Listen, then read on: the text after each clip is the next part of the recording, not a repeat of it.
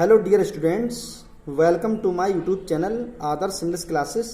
आज की वीडियो का टॉपिक है क्लास बीए फर्स्ट ईयर की इंग्लिश पोएट्री की third poem since there is no help, composed by Michael Drayton. Poem को शुरू करने से पहले थोड़ा डिस्कस करते हैं पोएट के बारे में। माइकल ड्रेटन या बोल सकते हैं माइकल ड्रेटन वॉर्न, इनका जन्म हुआ था 1563 में, इनकी मृत्यु हुई थी 1631 में। इंग्लैंड में इनका जन्म हुआ था। पोएम की बात की जाए, पोएम का नाम है since there is no help.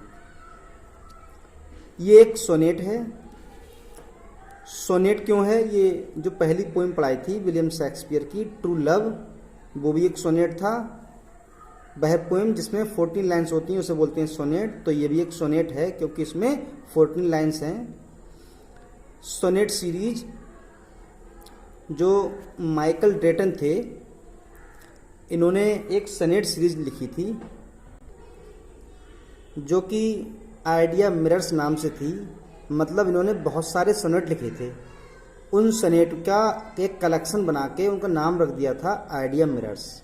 तो आइडिया मिरर्स में जो कि इन्होंने 1594 में पब्लिश किया था, 1594 में ये प्रकाशित किया था आइडिया मिरर्स, जिसमें कि 63 सोनेट्स थे।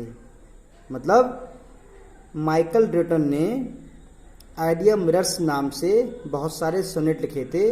जैसे उन्होंने सोनेट लिख दिए सभी 63 और उनका एक टाइटल रख दिया आइडिया मिरर्स। तो उसी में से एक है since there is no help.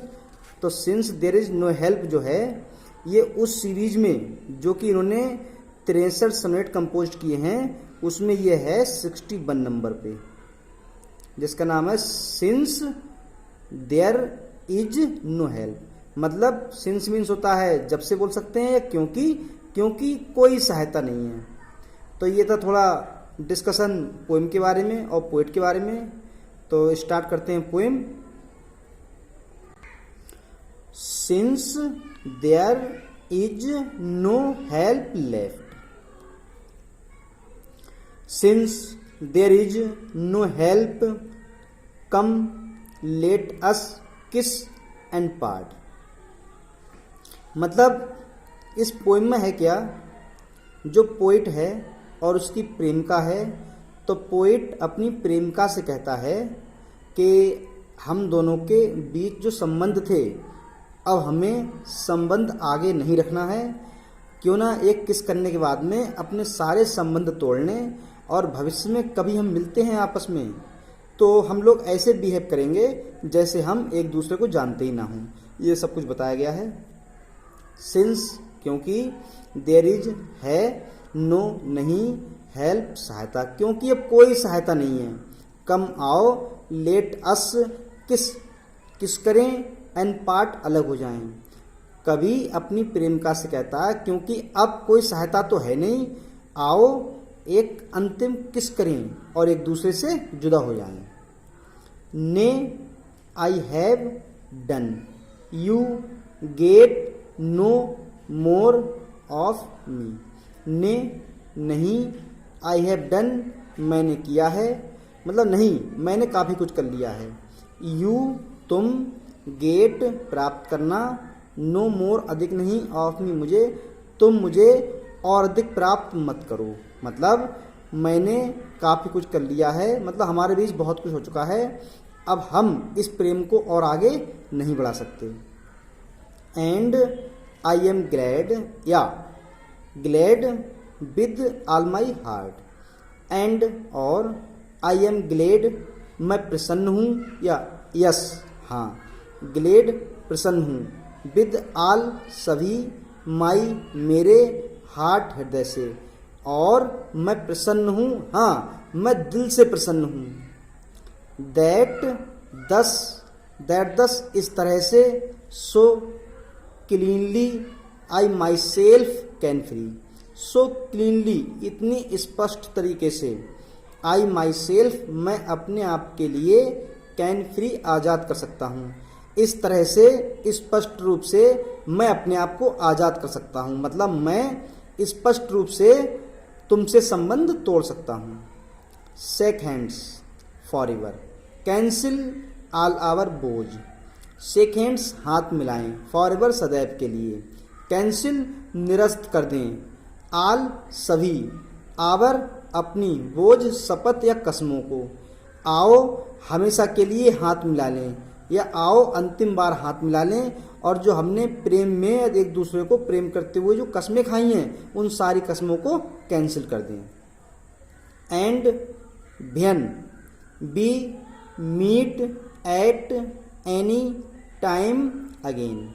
And और भियन जब, बी हम, मीट मिलते हैं, एट एनी टाइम किसी भी समय, अगेन दोबारा, और हम भविष्य में दोबारा किसी भी समय मिलते हैं। Be it not seen in either of our बोझ। बी इट, बी होगा, इट ये, नॉट नहीं सीन देखा, इन आइदर या तो, ऑफ आवर हमारे, विरोजताब हों। मतलब कहने का है यदि या जब भविष्य में हम कभी एक दूसरे से मिलेंगे तो हमें देखकर या एक दूसरे को देखकर ऐसा ना लगे कि हम एक दूसरे को जानते हैं। That be one jot of former love retain. That की, बी हम, वन जॉट होता तनिक भी, ऑफ फॉर्मर पहले का, लव प्रेम, रिटेन मीन्स होता है संभाल कर रखना या याद रखना। मतलब यदि हम भविष्य में दोबारा कभी मिलते हैं तो हम ऐसे भाव प्रकट करेंगे जैसे कि हम एक दूसरे को जानते ना हो और हमारे अंदर तनिक भी प्रेम शेष ना रह गया हो। तो ये थी 8 लाइन, जैसा कि इसमें 14 लाइन्स हैं तो यहाँ से ये 8 लाइन थी। इसमें कभी क्या कहना चाहता तो एक बार और इसका डिस्कस किया जाए, क्योंकि अब कोई सहायता नहीं है। आओ हम अंतिम एक दूसरे को चूमें या अंतिम बार एक दूसरे को चूमें और अलग हो जाएं। नहीं, मैंने जो कार्य भी कर दिया है, अब तुम मेरा प्रेम और प्राप्त नहीं कर सकती या हम अपने संबंध को और आगे जारी नहीं रख सकते। और मैं प्रसन्न हूँ, हाँ मैं पूरे दिल से प्रसन्न हूँ या हृदय से बहुत खुश हूँ कि हम या मैं बड़ी स्पष्ट तरीके से अपने संबंध को तोड़ता हूँ या तुमसे फ्री होता हूँ, आज़ाद होता हूँ। आओ अंतिम बार हाथ मिलाएं, अपनी सारी कस्मों को निरस्त कर दें। और यदि हम भविष्य में दोबारा कभी मिलते हैं और एक दूसरे को देखते हैं तो देखने के बाद हम ऐसा भाव प्रकट करेंगे जैसे हमारे अंदर कोई भी प्रेम शेष नहीं बचा या तनिक भी हमारे अंदर प्रेम शेष नहीं बचा है। ये थी 8 लाइन्स। इन 8 लाइन में केवल पोइट बोलता है, जो बाकी 6 लाइन्स हैं ये इसमें पोइट नहीं बोलता है, इसमें कोई और व्यक्ति बोलता है और वो पोइट के बारे में बताता है कुछ, क्योंकि इसके बाद में अब यहाँ से दर्शाया गया है पोइट हो गया है बीमार। अब देखते हैं आगे कोई व्यक्ति क्या कहता है। आगे है, now at the last gasp of love's latest breath. Now अब, एट द लास्ट अंतिम, गैस्प मीन्स होता है सांस लेना, ऑफ लव्स प्रेम, लेटेस्ट अंतिम, ब्रेथ सांस। अब कभी बिल्कुल अंतिम सांस ले रहा है, मतलब मृत्यु के समीप है और वह अपनी अंतिम सांस ले रहा है। When his pulse falling, passion speechless lies. When जब, हिज पल्स उसकी नब्ज, फॉलिंग होता है गिरना। अब जब उसकी नब्ज गिरती जा रही है, पैसन इच्छा, स्पीचलेस भाषाहीन, लाइस होना, मतलब उसकी जो इच्छा है वह भाषाहीन है या वह भाषा में व्यक्त नहीं कर सकता है। When faith is kneeling by his bed of death. When जब, फैथ विश्वास, इज है, नीलिंग, नीलिंग मीन्स होता है मतलब झुकना या घुटनों के बल टिक जाना, by his bed of death मृत्यु का बिस्तर। जब उसका विश्वास मृत्यु के बिस्तर पर घुटने टेक रहा है। And conscience is closing up his eyes. And और कंसाइंस अंतरात्मा इज क्लोजिंग बंद कर रही है अप हिज आइज उसकी आंखें, और उसकी जो अंतरात्मा है वह उसकी आंखों को बंद कर रही है, मतलब वह मृत्यु के अति निकट है। Now if thou wouldst when all have given him over. Now अब, इफ यदि, दाउ तुम, वुडस्ट व्हेन जब, ऑल सभी, have given him over, given him over मतलब गिव ओवर था छोड़ देना, हिम बीच में लगा दिया, गिवन ओवर छोड़ दिया है हिम उसे। अब जब सभी ने उसे छोड़ दिया है, from death to life thou might him yet recover. From death to life, मृत्यु से जीवन की ओर, दाउ तुम, माइट्स हिम उसके लिए, येट फिर भी, रिकवर मीन्स होता है पुनर्जीवित होना, तब वह मृत्यु से जीवन को पुनः प्राप्त कर सकता है। पूरा अर्थ देखते हैं। अब कवि मृत्यु के करीब है और वह अंतिम सांस ले रहा है, उसकी नब्ज गिरती जा रही है और उसकी इच्छा भाषाहीन है, मतलब वह अपनी इच्छा को वर्णन नहीं कर सकता है। जब उसका विश्वास मृत्यु के बिस्तर पर घुटने टेक रहा है, मतलब अब तो उसका विश्वास भी समाप्त होता जा रहा है। And innocence his closing up his eyes, innocence होता है मासूमियत, is closing up his eyes उसकी आंखों को बंद कर रही है, और जो मासूमियत है वह उसकी आंखों को बंद कर रही है। अब तुम,